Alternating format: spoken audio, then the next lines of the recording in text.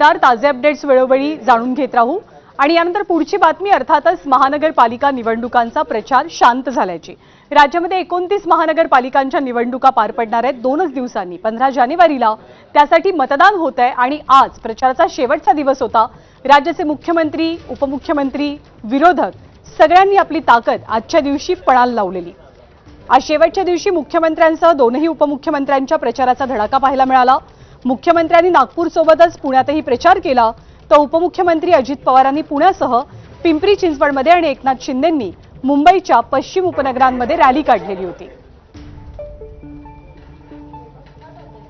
देवेंद्र फडणवीस बाईकवरती, बुलेटवरती सवार झालेले होते। मुंबईमध्ये उपमुख्यमंत्र्यांनी मुंबईची उपनगर पिंजून काढली, तर पुण्यामध्ये अजित पवारांनी या गुलाबी गाडीतनं रोड शो केल्याचं पाहायला मिळालं।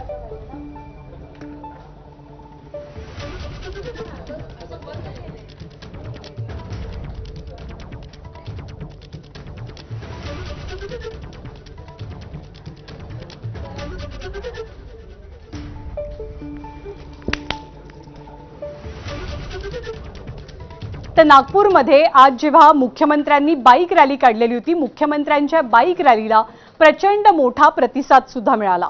मुख्यमंत्र्यांनी आज अनोख्या पद्धतीने त्यांच्या होम पिचवरती, होम ग्राउंडवरती ही रॅली काढल्याचं पाहायला मिळालं। रॅलीमध्ये मुख्यमंत्र्यांसोबत महसूल मंत्री चंद्रशेखर बावनकुळे सुद्धा उपस्थित होते। नागपुरातल्या भारतमाता चौक ते शिवाजी महाराज चौक अशी रॅली निघाली। गेल्या 15 वर्षांपासून नागपूर महानगरपालिकेत भाजपची एक हाती सत्ता आहे आणि ही सत्ता पुन्हा एकदा राखण्यासाठी प्रचाराचा संपूर्ण जोर मुख्यमंत्र्यांच्या उपस्थितीत भाजपनं लावल्याचं चित्र पाहायला मिळालं।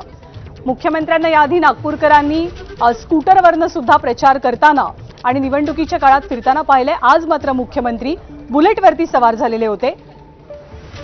यावेळी नागपूरसह मुंबई महानगरपालिकेवरती सुद्धा भाजप महायुतीचा भगवा झेंडा फडकेल असा विश्वास मुख्यमंत्र्यांनी व्यक्त केला।